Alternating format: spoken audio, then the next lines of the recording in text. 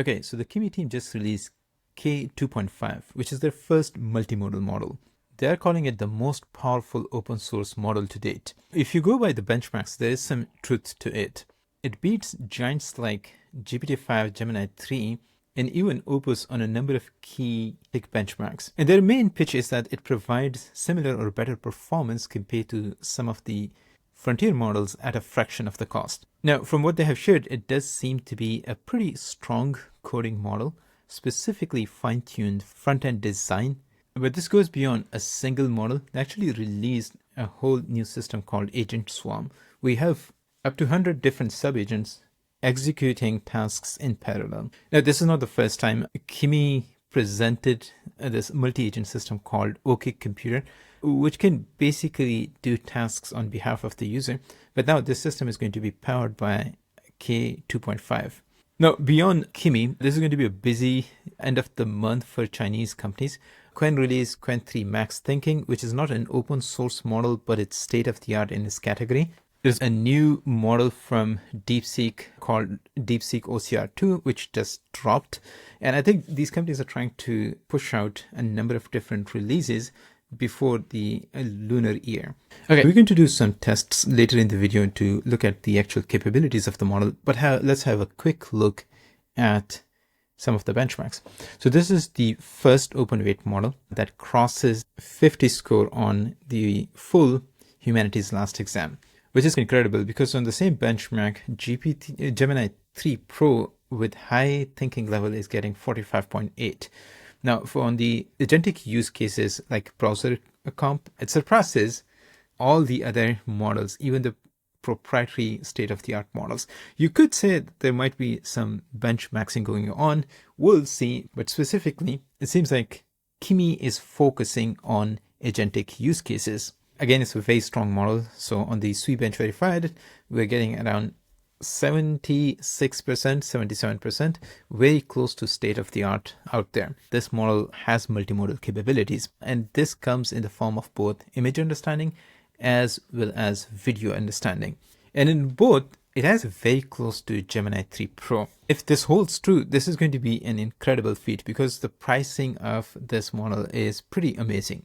Now, one of their main focus with this is front-end capabilities. Gemini 3 Pro is probably one of the best model which can do front-end development out of the box, and they are specifically focusing on front-end design. Some of the examples that they have shown here are actually pretty incredible. It doesn't look like a simple AI slop like we have been seeing. Here's another output. Again, it's pretty creative in terms of what it's capable of. One thing which I was actually surprised that they are sharing some of their own internal benchmarks. All these frontier labs have their own internal benchmarks, and usually they don't really report the results on these proprietary benchmarks. But the Kimi team is reporting those, which is pretty good to see. Along with the model, I think the most important release from this is Agent Swam.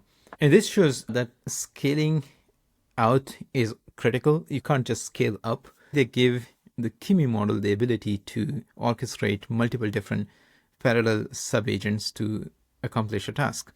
Now, it's just not through an agent orchestrator, but they actually trained it with parallel agent reinforcement learning, where it learns to spin up to 100 different sub-agents executing parallel works across up to 1,500 coordinated steps. And with this, they're showing that using Agent Swam, you can get much better results compared to the base Kimi K2 version. Tools like Claude Code or Kimi Code could potentially use this architecture where the agent itself is trained through reinforcement learning on using these parallel agents. In general, a harness around an agent from the agent or the model creator is more important because they actually have done the reinforcement learning for those specific tools that the agent is supposed to be using. In here, they show this very interesting result that using parallel sub-agents not only can solve complex tasks, but it can help you reduce the execution time as well.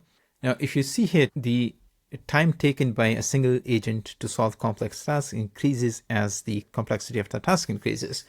But if you're using parallel sub-agents, that task complexity versus the execution time increase is pretty minimal. And this would make sense, especially if you have very well-defined and well-designed context management of these parallel agents, where every agent has its own context window. This will not only enable you to solve complex tasks, but also substantially reduce the number of tokens used by the overall system.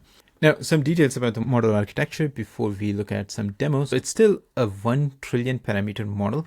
It's an MOE, or a mixture of experts. There are 384 experts. And at a time, these experts are using only 32 billion parameters. The context length for this model is 256,000 tokens. I think this is more than enough for general programming tasks. These models are getting bigger and bigger. So it's not for people like us to run them in our own garages. These are potentially for companies who want to use open weight models. Unfortunately, Kimi is probably the only company that hasn't released a smaller open weight model yet, but at this point they should. If you want to test this model out, it's available on their website. You can use it for free. Right now in the model list, I can see Kimi 2.5. There is an instant version, thinking version, agent, and agent swam. I think this one is available for paid customers only. So we're going to just quickly test the 2.5 on a few prompts. Okay, so this first one is probably the most difficult one. I haven't seen any model except Gemini 3 Pro able to create this. So the prompt is create an animation of a crowd of people walking to form hello world, I am Kimi, as the camera changes to bird eye, and we're specifically asking it to use 3.js. Okay, so the thinking itself is very well structured. I think it shows you the raw chain of thought. It says the user wants a 3.js animation. It talks about what exactly the requirements are. It thinks about what exactly it's supposed to create. Now it is coming up with a plan. This is very well structured. Now, technical details, it is thinking about the structure of the code itself, which is pretty good. And now it started writing code. Okay, now this is impressive. So I wasn't actually expecting this at all. Now it created this scene. I can't rotate it, which is a bad thing, but something actually interesting happened. If you look at it at the end, it seems like it got it. Now the main problem is that these words seems to be upside down. It seems like it got the Kimi right though. And to be honest, I wasn't expecting this at all. But here's the thing, it's a multimodal model, so you can just copy this. It seems like some of the words are upside down. I have attached an image. Also make sure that you use a high contrast between the foreground and background. The people and the word formation is visible. Also, there is no controls for rotating the images or changing the view. Add those as well. Okay, so this is incredible. It is going through this and its chain of thought. Seems like it has interleaved tool usage capabilities. So it's thinking about what exactly is wrong and also making use of the image as well that we provided. So it is able to understand image. Okay, this is actually a really pleasant surprise. This time it did add the ability to rotate it around and you can actually make out the words now. Seems like it fixed that mirroring issue.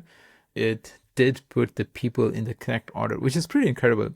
I was not expecting this from an open weight model this soon. Here's another prompt. This is the Voxel Pagoda Garden.